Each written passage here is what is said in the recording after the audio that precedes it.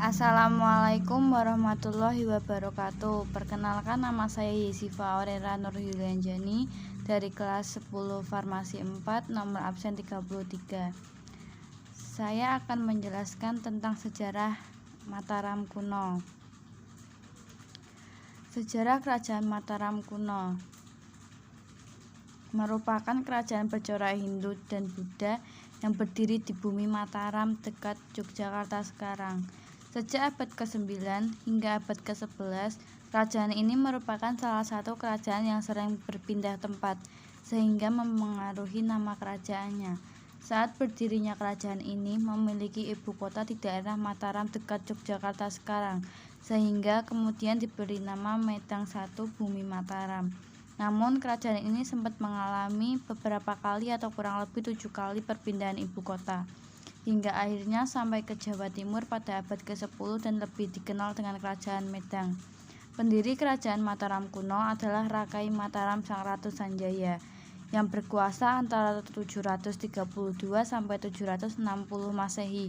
Dalam sejarahnya, Kerajaan Mataram kuno ini diperintah oleh dua dinasti, yaitu dinasti Sanjaya yang beragama Hindu dan dinasti Shailendra yang beragama Buddha. Kedua dinasti cenderung saling bersaing memperebutkan kekuasaan, namun ada masa saat mereka pernah memerintah bersama. Dalam pemerintahan dinasti Sanjaya, ada beberapa pemimpin antara lain Rakai Mataram Sang Ratu Sanjaya, Sri Maharaja Rakai Pangkaran, Sri Maharaja Rakai Pikatan, dan Sri Maharaja Watukura Dyah Balitung. Sedangkan masa pemerintahan dinasti Shailendra pertama kali yaitu Banu, kemudian dilanjutkan oleh Raja Wisnu yang mampu menegakkan kewibawaannya sehingga dinasti Sanjaya menjadi bawahannya, serta Samaratungga merupakan raja terbesar dan terakhir dari Shailendra. Semasa pemerintahan Samaratungga, dibangunlah Candi Borobudur yang merupakan candi besar agama Buddha. Sepeninggal Samaratungga, menantunya Rakai Pikatan memulihkan kembali otoritas dinasti Sanjaya antara Mataram kuno. Kehidupan sosial di Mataram kuno tidak begitu ketat, menerapkan sistem kasta dan mobilitas sosial tetap dapat terjadi. Selain itu, dari sisi kehidupan ekonomi Mataram kuno pada awalnya mengandalkan bidang pertanian karena didukung oleh letak pusat pemerintah di pedalaman. Apalagi pemerintah sangat mendukung untuk mengembangkan pertanian dengan adanya pembangunan jaringan irigasi. Selain itu, perhatian terhadap perdagangan juga mulai muncul saat pemerintahan Dyah Balitung. Ia memerintahkan pendirian pusat-pusat perdagangan untuk menggiatkan kegiatan ekonomi masyarakat sekaligus mengembangkan pertanian. Dalam bidang kebudayaan, Kerajaan Mataram kuno banyak menghasilkan karya berupa candi yang terdiri atas Candi Hindu dan Candi Buddha. Candi Hindu antara lain Kompleks Candi Dieng, Puntadewa, Semar, Arjuna, dan Bima, Gedung Songo, Prambanan. Sedangkan Candi Buddha antara lain Borobudur, Mendut, Sewu, Kalasan, Pawon, Sari, dan Pelaosan. Kemudian letak Kerajaan Mataram kuno. Kerajaan Mataram kuno memiliki dua periode berdasarkan lokasi atau ibu kota pemerintahannya. Pertama adalah periode awal Kerajaan Medang, yaitu di Jawa Tengah di bawah Wangsa Sanjaya dan Shailendra 732 sampai 929 Masehi. Serta yang kedua ketika pindah ke Jawa Timur dan dikuasai oleh Wangsa Isyana 929 sampai 1016 Masehi. Pada 929 Masehi, Kerajaan Mataram kuno dipindahkan ke Jawa Timur oleh Empu Sindok. Menurut George Godes dalam The Indianized Status of Southeast Asia 1968, ada beberapa faktor kemungkinan yang mendorong perpindahan tersebut. Faktor-faktor tersebut yaitu: pertama adalah faktor politik, yakni sering terjadinya perebutan kekuasaan yang berimbas terhadap terancamnya kesatuan wilayah kerajaan ini. Kedua adalah faktor bencana alam yang peristiwa meletusnya gunung berapi. Ketiga adalah adanya potensi ancaman dari kerajaan lain, termasuk serangan dari kerajaan Sriwijaya. Sedangkan faktor keempat adalah motif keagamaan dan ekonomi, termasuk ketiadaan pelabuhan yang membuat kerajaan Mataram kuno sulit menjalin kerjasama dengan kerajaan lain. Lokasi tempatnya pusat kerajaan Mataram kuno periode Jawa Tengah diperkirakan berada di bumi Mataram atau Yogyakarta pada masa awal berdirinya di bawah pemerintahan Rakai Mataram Sanjaya.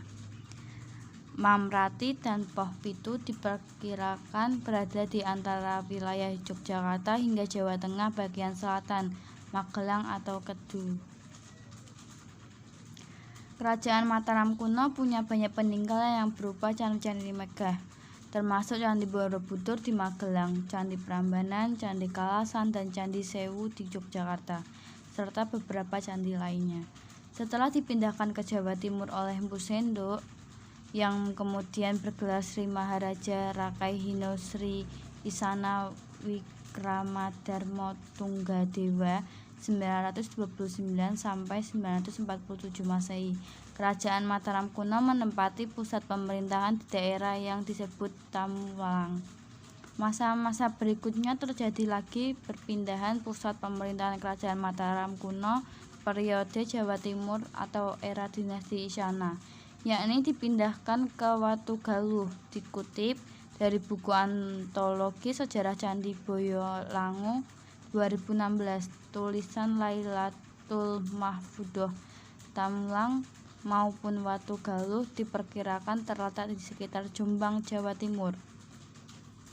Setelah kerajaan Medang runtuh pada awal abad ke-9 Masehi, selanjutnya muncul kerajaan-kerajaan penerus Wangsa Mataram dari Kahuripan, Jenggala, Kediri, Singasari, Majapahit, Demak, Jipang, Giri, Kalinyamat, Pajang hingga era Mataram Islam yang memunculkan Kasunan Surakarta, Kasultan Yogyakarta, Mangkunegaran, serta Pangkulaman.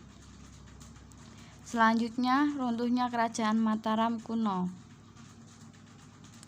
Hancurnya kerajaan Mataram kuno berawal dari persaingan Rakai Pikatan dari Sanjaya dan Balaputradewa dari Sailendra yang berkembang menjadi perseteruan turun-temurun antara Mataram kuno dan Sriwijaya. Perseteruan kedua kerajaan ini sebetulnya dilatar belakangi oleh kepentingan untuk menguasai kawasan Selat Malaka. Perseteruan itu terus berlanjut saat kerajaan Mataram kuno Medang diperintahkan oleh dinasti Isyana, di mana pasukan Sriwijaya melakukan serangan ke Jawa. Pertempuran terjadi di Anjuk Ladang atau sekitar Nganjuk, Jawa Timur. Semasa pemerintahan Dharmawangsa Teguh, giliran pasukan dari Mataram yang menyerbu ibu kota Sriwijaya, tetapi dapat dimentahkan. Akhirnya pada tahun 1016, ibu kota Mataram kembali diserbu oleh pasukan Aji Wurawari dari Luaram atau sekutu Sriwijaya, dan kali ini serangan tersebut tidak dapat dibendung sehingga istana Mataram kuno porak-poranda dan Dharmawangsa tewas dan menandai berakhirnya kerajaan Mataram kuno. Mataram kuno yang bercorak Hindu dan Buddha biasanya disebut untuk membedakan dengan kerajaan Mataram Islam yang berdiri sekitar abad ke-16 Masehi. Bumi Mataram adalah sebutan lama untuk Yogyakarta dan sekitarnya. Di daerah inilah diperkirakan kerajaan Mataram kuno pertama berdiri. Advertising. Sumber sejarah kerajaan Mataram kuno berasal dari prasasti, candi, kitab carita Parahayangan, sejarah Pasundan, dan berita dari Cina. Kerajaan yang didirikan oleh Sanjaya bergelar Rakai Mataram ini beberapa kali berpindah pusat pemerintahan. Selanjutnya, toleransi beragama masa Mataram kuno. Kerajaan Mataram kuno terkenal dengan toleransi beragama yang kuat antara umat Hindu dan Buddha, seperti terlihat dalam pembangunan Candi Borobudur, Candi Kalasan, Candi Prambanan, dan lainnya. Hal ini tidak lepas dari peran para pemimpinnya untuk mengajarkan toleransi. Pada masa kekuasaan Mataram kuno, Raja-raja dan rakyat yang memiliki perbedaan agama merupakan hal yang biasa. Antara raja dengan rakyat tidak harus beragama yang sama. Hal ini dibuktikan oleh banyaknya sisa-sisa candi Shiva atau Hindu di sekitar Candi Borobudur, Buddha. Demikian dikutip dari jurnal terbitan Departemen Arkeolog FIB Universitas Indonesia. Salah satu contohnya adalah pernikahan antara Pramodawardhani, putri Rakai Garung alias Samaratungga dari dinasti Sailendra yang memeluk agama Buddha Mahayana dengan Rakai Pikatan dari Wangsa Sanjaya yang beragama Hindu Shiva. Rakai Pikatan dan Maharatu Pramodawardhani bersama-sama memerintah kerajaan Mataram kuno pada periode 840 sampai 856 Masehi dan menghasilkan banyak candi-candi megah di wilayah Yogyakarta dan Jawa Tengah. Berikutnya adalah nama raja-raja kerajaan Mataram kuno. Periode Jawa Tengah: Rakai Mataram Sang Ratu Sanjaya 732 sampai 760 Masehi. Rakai Panangkaran 760 sampai 780 Masehi. Rakai Panunggalan alias Dharanindra 780 sampai 800 Masehi. Rakai Wara alias Samaragrawira 800 sampai 820 Masehi.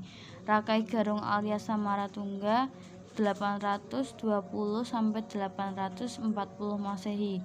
Rakai Pikatan dan Maharatu Pramodawardhani 840 sampai 856 Masehi. Rakai Kayuwani alias Dyah Lokapala 856 sampai 882 Masehi. Rakai Watuhumalang 882 sampai 899 Masehi. Rakai Watukara Dyah Balitung 898 sampai 915 Masehi. Empu Daksa 915 sampai 919 Masehi. Rakai Layang Dyah Tulodong 919 sampai 924 Masehi. Rakai Sumba Dyah Wawa 924 Masehi. Periode Jawa Timur: Rakai Hino Sri Isana alias Empu Sendok 929 sampai 947 Masehi. Sri Lokapala dan Ratu Sri Isana Tunggawijaya sejak 947 Masehi. Mahkota Wangsawardhana hingga 985 Masehi. Dharma Wangsa Teguh 985 sampai 1007 Masehi. Terima kasih.